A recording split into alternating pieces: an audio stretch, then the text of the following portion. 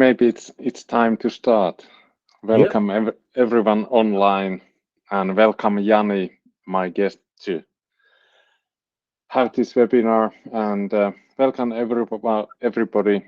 Today we have this webinar about modern B2B sales. I'm Paulus Perkkio from Seidat. I'm CEO and the founder of the company. And I'm here together with Jani. Welcome, Jani. Yeah, my name is Jani Ojala, and I'm from a company called NBO, New Business Office, and I'm in charge of our sales and marketing, and one of the partners, and very, very happy to be here. Thanks, Jani, and welcome to everybody who has not heard our welcome words before.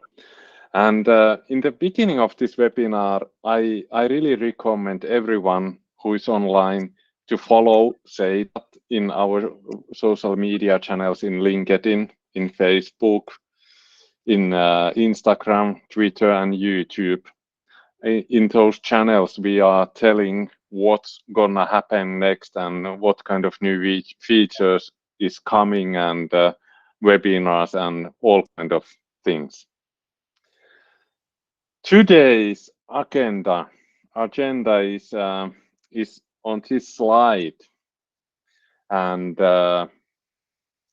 we will start this discussion about sales process itself. Is sales process important, or is more important to follow purchase process or some kind of customer path or customer journey? And then we go more detailed to sales process itself and different stages there. We discuss then about different sales methods and how to use materials during the sales process. And of course, there will be some discussion about what is the relation between new customer acquisition and customer relationship development or management. And of course, whenever we are discussing about sales, we must discuss a little bit about inbound and outbound. Absolutely. This will be really interesting, and it's maybe time to jump to these real topics. Most of the people who are coming are online. I didn't remember to say that we have chat. Evert is helping us in chat, and whenever you have any questions which you want to ask us, then please do it, because the more we will have interaction with you, the more interesting it is. And in the early beginning, I challenge you to ask or writing comments about what is modern B2B sales for you, and what kind of challenges you have there, or what you see in the world of sales. What are the main challenges in modern B2B sales? But what is biggest challenge for you, Jani? You can start from that. I didn't tell that question to you beforehand, but yeah, it's good to get the tricky ones. Yeah, I think considering our company, because New Business Office is specialized in outsourced B2B sales, so especially when we focus on mid-size and big companies in Finland, that more or less means that we have quite a narrow segment for our customers, and also considering that the companies we operate in, where we do the sales work for our customers, it's more or less the 2,000 biggest companies in the Finnish region. So that's approximately, I'd say, 1% of all the companies in Finland. So usually the main challenge we face is that it's such a small market that there's not that many potential companies for us. And but the other side of the question is also that when you go to that small market and only 2,000 companies, you learn more and more by hand, by doing. So we have, in the last 10 years, we have ended up knowing quite much about these certain companies and their decision makers. And considering the main question we had here for the start, that what is the typical and good process for today? Should it be buyer driven? Should it be the traditional sales driven sales process? Who's in a way in charge of the whole B2B sales? And I've noticed that there's a lot of debate over this matter, and everybody's got an opinion, as always. So I'd like to challenge the whole idea. I think that you shouldn't even have debates over this, because you should only think that there's only one way. Doing it thinking about the buyer. Everything should be buyer based, but of course, because we mentioned, for example, inbound and outbound, the only difference should be over the matter that who starts the actual buying or selling process. Because when you go inbound, it's ignited by the buyer, because he or she has recognized a need. But when you think about outbound, of course, there you do the same thing, started by salespersons. So this is a good topic already, that one should always think about the sales process on both these methods. You can't have a same kind of sales process on inbound that you have on outbound, because on outbound side there is no need, or it's at least that there's no recognized need. You don't need to create the need, but you need to point the right need for your potential customer. This is really interesting topic, this inbound and outbound, and we will go back to the previous slide a little bit later. But what if I tell shortly about my background? I have also marketing and design agency, and I started that business before Seidat. Nowadays, I have personal who does the whole business, and but I can remember easily one moment when we were selling our marketing services to one company, and we tried to sell them process to get more inbound leads. But they said, no, we are not interested about leads at all. You should not try to drive them to us. What? And I couldn't understand that. Yeah. But then the sales director explained me that their salespeople, they are only outbound driven people.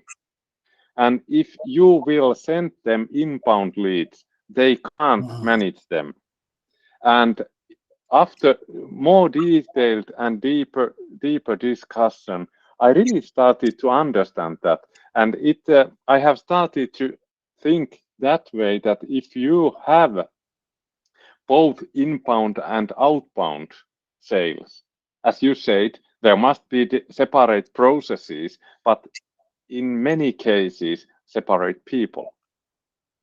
Yeah, and also, even though you want to separate certain things between these two, I'd like to live in a world where the endless questions or debates whether if you do inbound you can't do outbound, or even thinking that you need to make a choice. Why on earth would you make a choice? I'd say that if for some reason inbound or outbound doesn't work at all for you, then you need to think about whether to continue with it or not. But I've always seen the best possible results when you do those both at the same time, because they usually end up feeding each other. We do both. Yeah. But earlier I couldn't understand those who work only in inbound or outbound, but nowadays I really can understand it. It's totally different kind of. They have different kind of challenges. They have so different kind of tactics in sales. Exactly.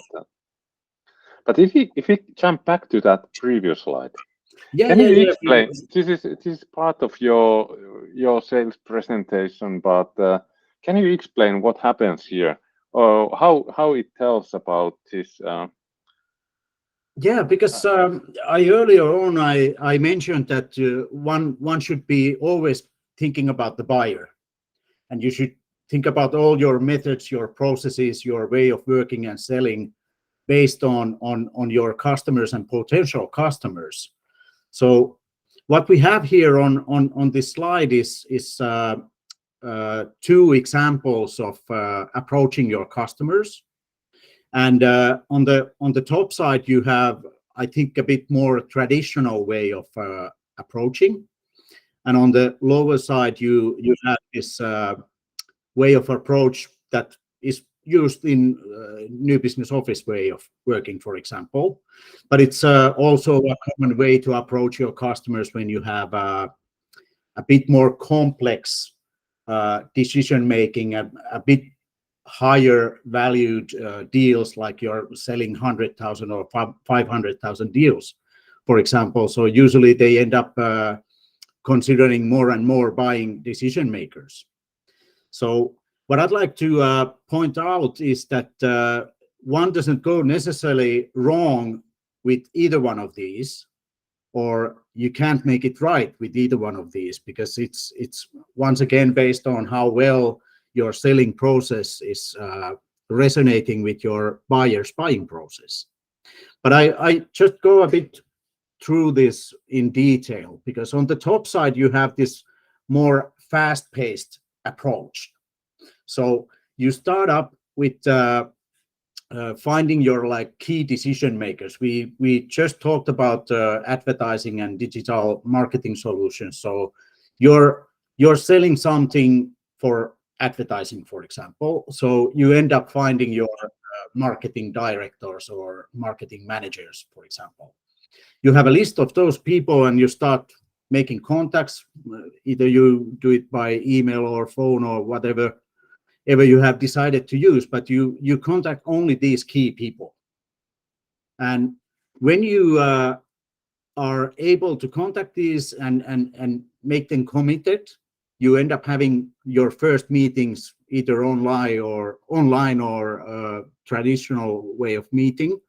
But usually, because you have such small background work before this point, you end up being in a meeting that we many times call about a pizza menu meeting. This means that because you don't have your background info about, okay, what is the most important topic considering your services and products for the client, you need to go a bit through about everything you have. So you go through the whole pizza menu. So this usually means that you need to have several meetings, and if you don't have a chance to have several meetings, you end up telling only a small amount of from one individual service. And on the red line there, what happens after the first initial meeting, figuratively speaking, the salesperson is thrown out. This is the point where they say that, okay, thank you for this and thank you for your materials. We will continue this discussion internally. And usually the main problem for the salesperson is that they are not committed, and thus they don't give you that much information about how things go forward when they continue internally. So you end up having slow decision making. There's a bit of a lack of commitment, maybe misunderstandings because the buyer doesn't remember every detail correctly because you went through the whole menu. And we also don't have information that who is he sitting down with. For example, we were talking about marketing. If the decision maker needs a new budget, it probably means that he or she needs to go to meet the board and present the idea why there's a new need for budget. So who from the board or other decision makers who are making the internal decision? Here we don't know about it.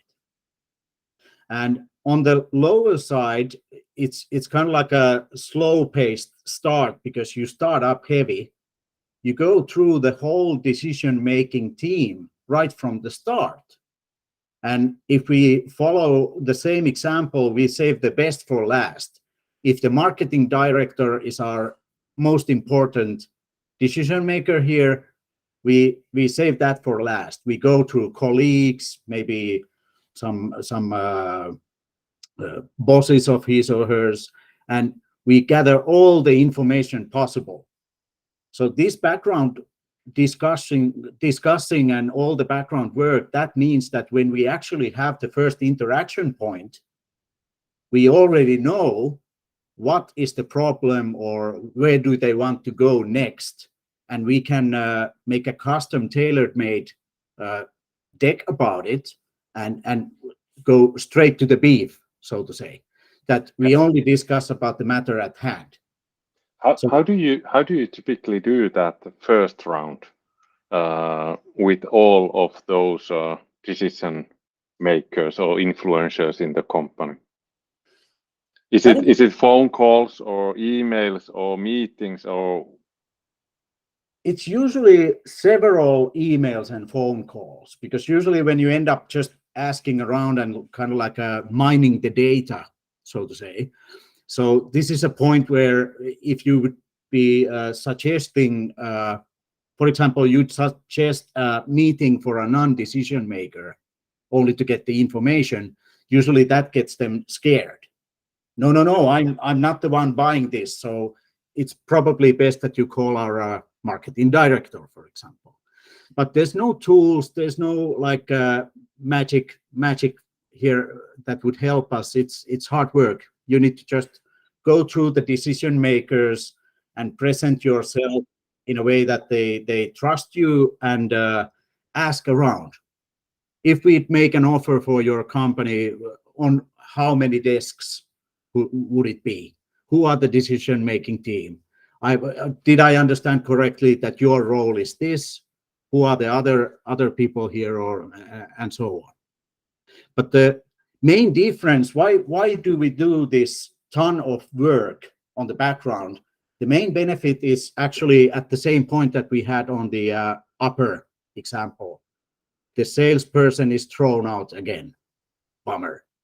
But here they are much more open because we have committed all the right people from the decision-making team. Even though you would have only met the marketing director, but we have been discussing with all the other decision makers. So they are more open to tell you that, okay, we have an internal meeting on Tuesday, 15th. Maybe you could help me out on Monday. We could make the board presentation together, and they are much more open. So it gets easier. And in a way, this is the detailed way of describing how you can uplift your probability to succeed when you're doing solution sales. But having said that, it would be pointless to use the example shown below if you go for smaller companies where the CEO makes all the decisions by himself. It would be like killing a fly with a shotgun. And on the top side, it's also really hard to do the top side example for really big companies like top 50 companies because it's too complex. So once again, you need to think about your potential buyers and just adapt your processes to meet those. I really agree. I'm more used to sell to small and middle-sized companies, and I can remember the situation when you told that your process first time, and it was totally new thing for me, and it's really interesting, and I really agree that it will work, and it's the only way to do when you are working with bigger enterprises where there are so many decision makers, and you need to get some input from all of them. Yeah, and one of the main reasons you do that kind of way of approach is that if you really want to, for example, commit a big company CEO, it's usually so that if you only approach him traditionally, it's going to be so that he's telling you that, hey, I have 20 people doing this that I've hired here. So why are you wasting my time? But if you're already on your background work, you're at that point that you can tell that, hey, I've already discussed with 10 of those 20 people, and they have presented me with these kind of challenges and problems, and they all say that we should meet, we should talk. So in a way, you get a mandate to commit the in a way, too much C-level decision maker on board. It's also interesting that in this your model, you go from down to up, but typically in sales, people are thinking that you must go up, from up to down. At first, call the CEO, and then maybe he tells who to discuss next. Yeah, that's absolutely true, because I'd say on that one also that both work. But why we end up going more often from down to the top is just that because when you think about C-level decision makers, you usually have one shot. Yeah. Because thanks, for example, in the Finnish market where you have Phonecta callers and different kind of tools that even though your number wouldn't be saved on your phone, they're seeing that, okay, this is Jani Ojala from some company. So you probably, if you don't have a good enough agenda when you're able to reach this CEO, and you fail at the first time, you're probably in a way burned for next 6 months at least. Yeah. So, but it works both ways, absolutely. You get a really good mandate if you succeed with the CEO, and when you go lower, it's like, your boss told me that we should do this. Absolutely. Yeah. Yes. If you think about this sales process also and different stages on that, this is one slide which we are typically using when we describe how people are behaving, what kind of stages they have in their sales process, from marketing part, from lead generation to contacting, to creating a first contact, then having a meetings, maybe several ones. There is something happening between meetings. You send maybe some memos and sponsor letters and that kind of content to your customers, and create proposals and sign deals. Yeah. And how do you feel? This is only one example, and you told those two types of processes which are you are typically using the below one. Yeah. We had a question: is it sales or buyer driven? What is if you have this kind of process and you try to drive so that you really understand how the customer is behaving? Yeah, it's a good question. I'd say that it's always about the buyer, even though you're doing, for example, outbound, and you're like driving the sales process yourself. It should always be done with the buyer's terms, and that's, you can't do it by buyer's terms if you don't have the information. And this is a good move to talking about the typical sales processes, because we have a good example. There are many variations about the sales processes, but they usually tend up having certain things in all of them. For example, you have in a way the preparation phase, you have the lead generation phase, and it varies with companies whether you end up buying some contact registers, or you end up crawling to your CRM, or whatever the source is. You have this phase that, okay, I'm trying to gather something to contact. Yeah. And this is actually a really important phase, because the more and more you put work in this first phase, the easier it gets with the next levels and next points. And after this phase, you usually have this, you want to contact someone, because you can't start selling if you don't have any dialogue. So you start contacting, and this is the most important phase nowadays, because there are so many new ways to contact. It doesn't need to be traditional way of sending emails or making phone calls. You have tons of other methods and medias too. But this there is actually, I want to stop you here, because Tina is asking, how do you see marketing's role in the second type of sales process where there is more decision makers involved? Oh, how much time do we have? Because but because I think this is exactly question for this what you said. This is perfect question, because I'm like a broken record with this one. There are still many companies that have their marketing and sales in silos. So marketing is trying to find a ton of leads, and they don't discuss with each other. So it might be that at the same time when marketing is popping champagne, that, oh my God, we hit the new record with the lead quota, and the same time the sales team is like, half of this is crap. But that's only a lack of discussion. So I see marketing's role really high here, because usually, for example, the below example where we went through how to gather as much data as possible.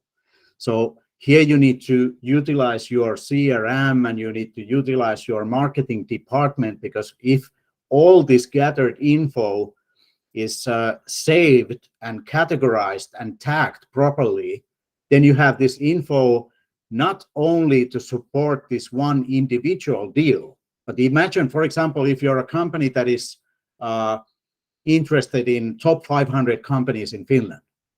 Imagine the amount of data if you go through those 500 for 2 years, and you end up knowing all the individual buying windows. You end up knowing all the used systems or used partners, whatever is interest for you.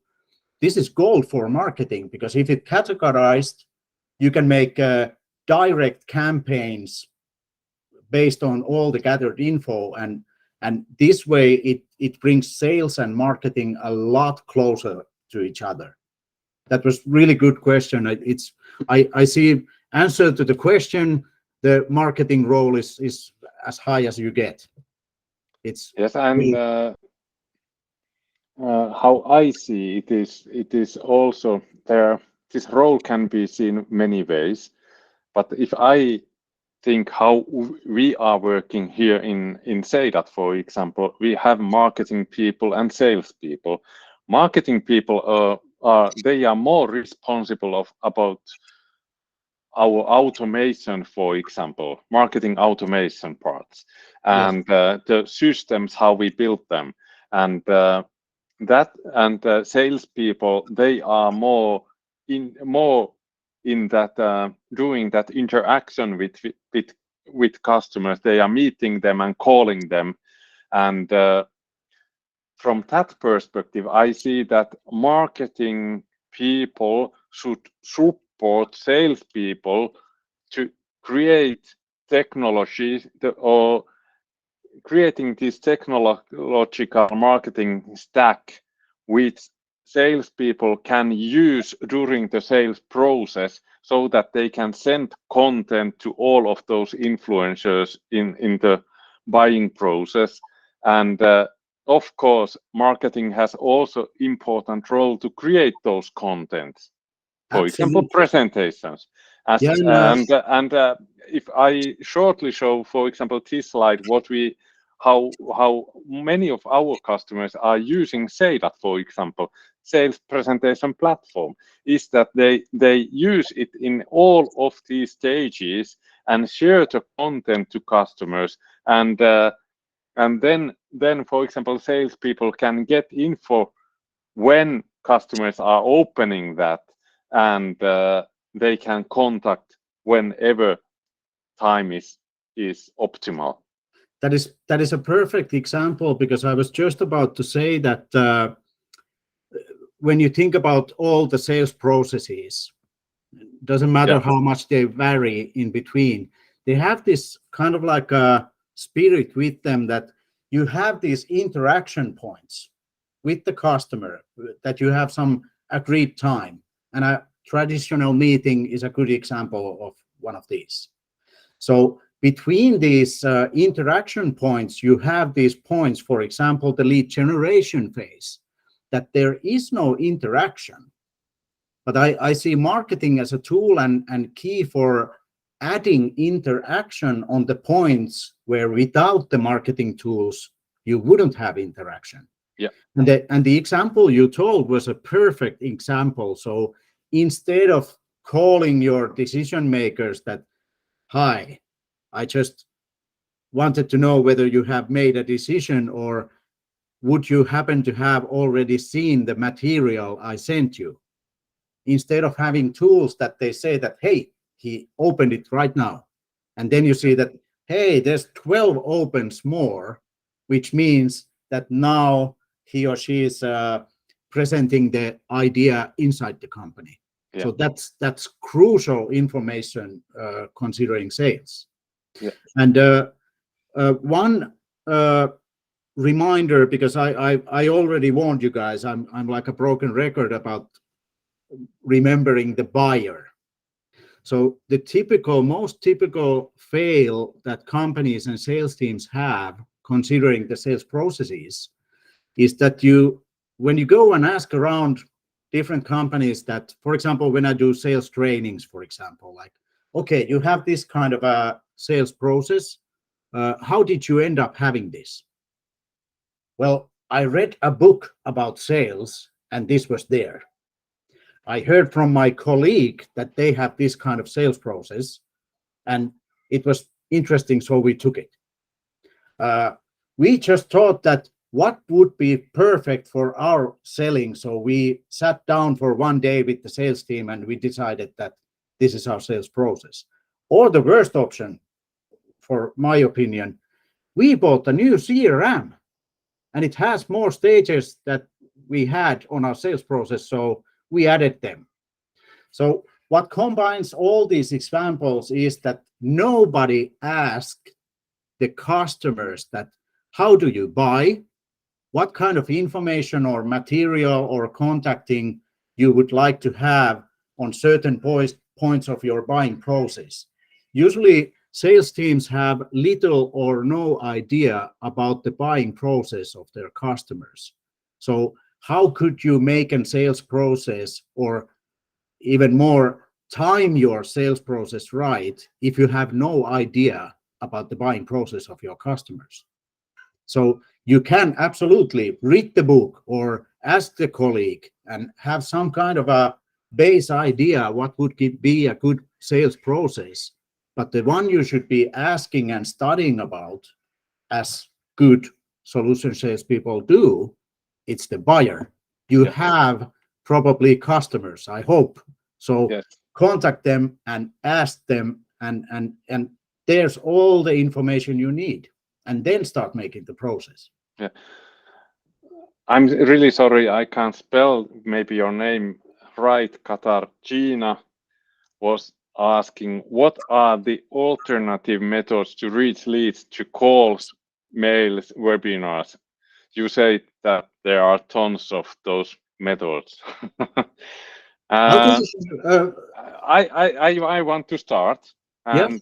and for example, of course, what you said, Jani, just before my quick answer would be ask your customers how Yes. they want to you should read them. But what I'm using quite a lot is, for example, SMS. It's very old way to connect people, Mhm. but SMS is really efficient way to contact anyone and ask, hello, I'm Paulus, and I want to call you when it's good time for you. Or then, if you don't, one way what we are using also in Seidat quite a lot is chat on our website. It's also, of course, inbound way, but when they are browsing our website, they are testing our application, they have a chat, and that's way how we can discuss with them. Yeah, that's a good example. I also like SMS messages, and more I end up using WhatsApp also, uh, even though it's more seen as a common like customer way of connection. But I'd say that the messages work best when you have already the dialogue open. For example, if I need to reach a decision, or I want to get back on some matter, and I can't reach my customer, it's easy to just make a message that, hey, I'm this and that guy. I try to reach you considering this. When is a good time to call? Yeah. And also you have all the varieties of marketing-based leads that you can attend events or hold webinars or whatever good sources you have to kind of like break the ice for the first contact.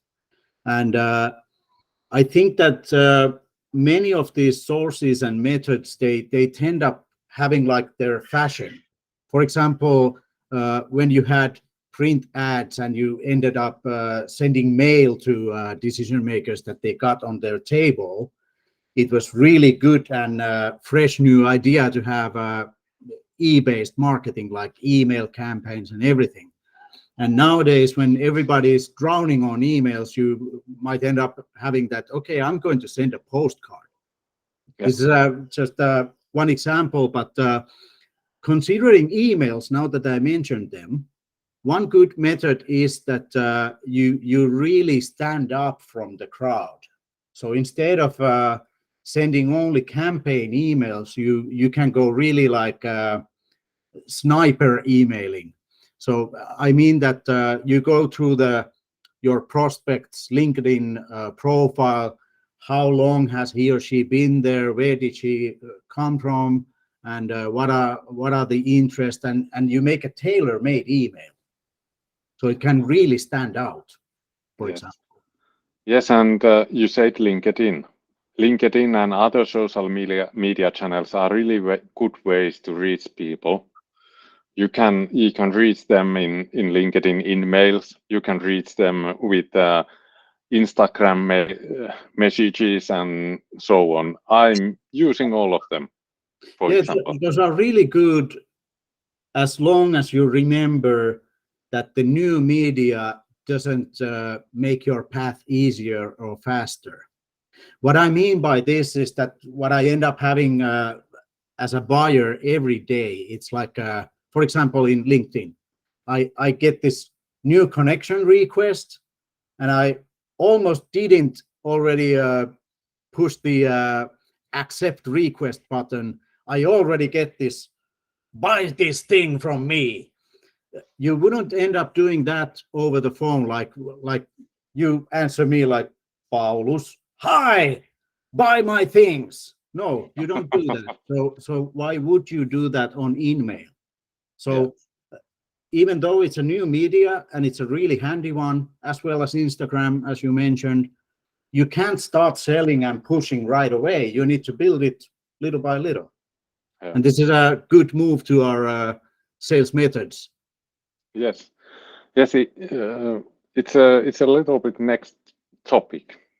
And we have been now discussing quite a lot about the process itself, but then nowadays we are discussing also quite a lot about, should I have a face-to-face sales process? Should we sell remotely? Some kind of hybrid model? Should we include social selling to our process? What are your recommendations? Yeah, it's guess what? You never heard it before today. You need to think about your buyers. Where are they? What kind of medias they use? Do they give you feedback when you ask that? Okay, what kind of media would you like for example, for the first contact? But considering methods, I think this is really a land of opportunities for salespeople, because you have so many new methods and medias to use. So if I take the most traditional one for starters, the face-to-face, that's the most traditional one, and I also think that it's the one with most possibilities, because there are so many ways of interacting and reading your customers' expressions, and you can use magic marker boards and everything. So I use this one as a base here because it's a good method, but it doesn't, with today's technology, there's no point that if I'm only making this introductory meeting, I'd immediately book flights to Berlin and go there just to hear that, okay, nice to meet you. So you can use your remote online meetings a lot more. And the one key thing is that if you're gotten used to the traditional way of meeting face to face, you just need to think your methods anew. Because if you're doing something online, I said about the magic marker board. So it's quite tricky to have it here as we do it now online, but it doesn't mean that you need to, in a way, remove that from your tools. You just need to think about how to do it without having the board for you. So it could be slides and videos, whatever suits for you. And this slide is exactly from about this topic, because this is telling why to use presentations, and we have researched quite a lot what kind of researches there have been done, how you can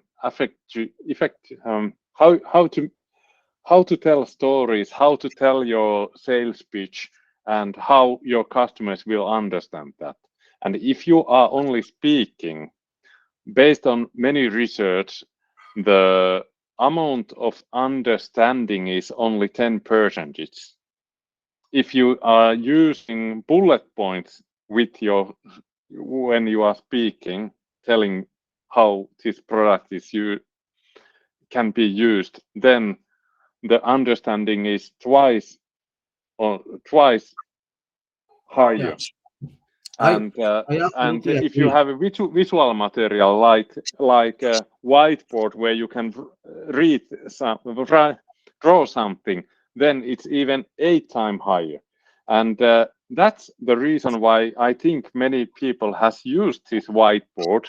But what I have seen, it's much more easier in remote meetings to use, for example, presentation. Create those visualizations which they typically have been drawing there. Yeah. Create those as a presentation. And especially when you start to use new channels, you end up having shorter meetings, like 30-minute meetings, even 15-minute meetings. I think that already adds up the need for visual aids, because we are, for example, when you make the initial contact, we are always interrupting somebody's work because he or she didn't wait for our call. It's like he's doing something when he gets the call or message or whatever you use. So you don't have that much time to get the attention and get the commitment. So it happens so much faster and so much better structure and easier when you have these aids. And you don't need to have a lot of them. It can be like 2-slide presentation. It can be one link. It can be 1 2-minute video or whatever you need. But doing everything without any aids, it's really hard, because you need to be really getting the attention. Yeah. But it's also really interesting to think this selling as a communication. That's what Without absolutely. Yeah. when you communicate to buyer, the first priority is to make them understand what you are selling about and why they should why they should buy it. And if you don't use any this kind of techniques, then you make your life much harder. Yeah, and it's I think that especially nowadays, because I'd claim that the time of product or service selling is over, especially when you go to the C-level decision makers. It's they don't want to see products or services. They want to hear about benefits. They want to hear about solutions to their problems. And it can be taught even that far that it doesn't necessarily even matter what kind of solutions you have to offer them, if you can point out that using this your revenues go higher or you end up saving million euros. So if you go from the benefits on, it's so much more important to think about what kind of slides you have, what kind of points you have, what kind of things you have on your first initial emails, and so on. And this is good example. You are selling, for example, very abstract service. And if you don't have this kind of visualizations, it's really hard to explain what is the difference, what are the benefits. But I believe that many of our audience has understood quite a lot how you are selling typically to those big enterprises. Yeah, and it's I think that let's have for example, consulting. Yeah. It would be quite a small presentation if you would go just saying that, yeah, we are business consultants and it's 300 euros per hour. Thank you. Yeah. Bye. So you need to have those benefits, and because it's an abstract idea, you need to have, for example, reference cases or success stories or something to make it more concrete, that where we could help you and how. We have been discussing about sales, but this view is totally different. Yeah. What is the difference between new customer acquisition, new customer sales, and customer relationship development or management? How do you want to say it? Yeah, it's this is a really dear topic for me. It's like I end up seeing sales team after sales team that they, for example, they make a lot of new business sales because they need a lot of customers. And then they have the idea that, yeah, okay, we need to take care of our existing customers, but they don't make anything different. It's like, let's contact them and reach them as we did when we did the new business sales.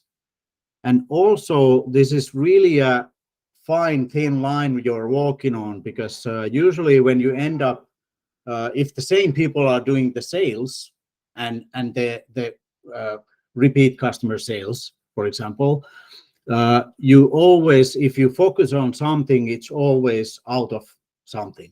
So you usually see companies that are doing tons of new business sales, and the reason why they do it is that they are leaking customers, because they customers end up going somewhere else. And My point is that you should always think about your customer pool like a bucket. If you have only one hole, but if there's enough time, the bucket will be empty in certain level of time. So you should always go through your existing customers and be really interested about them before going big on your new business sales. And I'm actually a walking example of this because our company was making this new platform for sales, and it took quite a lot of our resources. So we needed to make this bold decision about a year ago that we are temporarily shutting down the whole new business sales. So what happened next was that, of course, when you made that decision, you're knowing that there's nobody coming in. So you need to focus on really focus even more than before on your existing customers. And the kind of like surprise what happened was that only during one fiscal year, our monthly revenues went up over 70%. So I think for our line of industry, that's quite a lot. And also that's a good example that if you want to grow as a company, you don't need necessarily tons of new business deals. If you have customers that have a good share of wallet and you take good care of them and you have ideas and you present them, they end up buying more if there's a good understanding and communication in between. That was exactly from our yesterday's board meeting. Oh, I had cameras. What we were discussing there. Yeah, but that's how it goes. And I'm quite surprised how often this is forgotten, because companies end up being so busy starting something new every week, every month. So they don't have the time to take care of the ones they already got. We try to collect some tips and tricks here. So understanding the customer path, adapting the process to the purchase path process, optimizing process with visual materials, for example, and taking the advantage of different technologies to save time and improving the experience. Yeah, I'd say do you have something in your mind to add here? Yeah, I think that the order here is quite good, because I wouldn't do 2 or 3 if I wouldn't know anything about the customer's purchase process or purchase path. And a good tip of how to adapt your process to the purchase path is in a way just trying to line up your sales process from up here, and when you have the separate buying process down here, you try to swim in on the buying process. So it should overlap quite a lot, and at least you should recognize the interaction points. And when you start optimizing the process, the easy way could be, for example, if you have traditional meetings, you just end up listing everything you do in the meetings, like I'm asking these questions, I'm presenting this data, and so on. And in a way, thinking out of the box that could I take this part and put it already here, maybe on the phone conversations, or should I have a preliminary meeting where I do all the questions and then the second meeting is only presenting our ideas? So this way you start up having like these new channels, new methods when you start the optimizing of the process. Exactly. In the end of this session, I really want to shortly introduce what we are doing in Seidat. And our mission is to enable winning sales flow. And that's why we have developed this sales platform, sales presentation platform, which I'm at the moment using. So this presentation has been done in Seidat. I'm presenting it now in Seidat. I can share it afterwards to you using Seidat. Then we can analyze if you have opened it, how many times, what you have browsed there, and then if this could be a proposal, then there is a signature option also. And the collaboration between our sales and marketing team, it happens actually quite a lot in Seidat presentation platform. And it's amazing tool because you can use it with any device, and because it's cloud-based, all your sales materials are then in one place. So you have 24/7 access to your all sales content, which is really, really important nowadays. And nowadays, when you have your online meetings, nobody wants to be uploading 50 megabytes of PowerPoints and talk about the weather while waiting. Yeah, I love this tool because if it's online based, it's like on and then you go, no delays. And we are using this very much in all kind of virtual meetings and sessions, but of course it's also at first actually done for face-to-face meetings, to be honest. Yeah. And one big advantage is this structure, how we built those presentations. For example, I can show this presentation structure here. It's a very simple one, but here the system has been tracking all the time what I have been going through, and then I can write notes here. So, and these notes can be automated so that they will be sent to our CRM, for example. So this kind of platform is Seidat. There was also question from Tina that does this tool have an interaction feature? Could one use polls during the presentation? Yes. What would allow instant interaction between the presenter and the audience? Yes, there are many ways to have many ways to do interaction between presenter and viewer. And if I want to explain it that way, for example, that you can add to this presentation all kind of content what you can embed to your website. So 3-dimensional 360 images, for example, there you can see Lido chatbots, for example, you can embed them to presentation. Of course, all kind of polls, trustworthy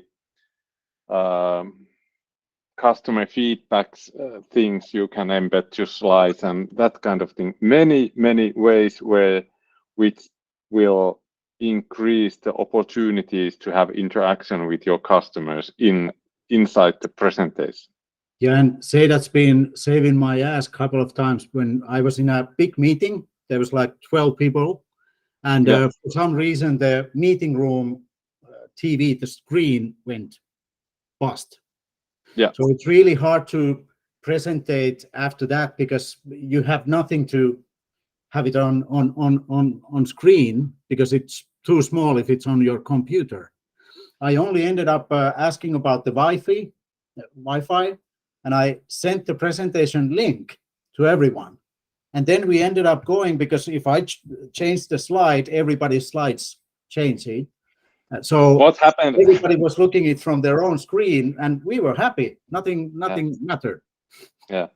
There is also one way to have interaction with customer. For example, if I share the presentation, I can embed a calendar there and then book a meeting exactly from the presentation inside the presentation.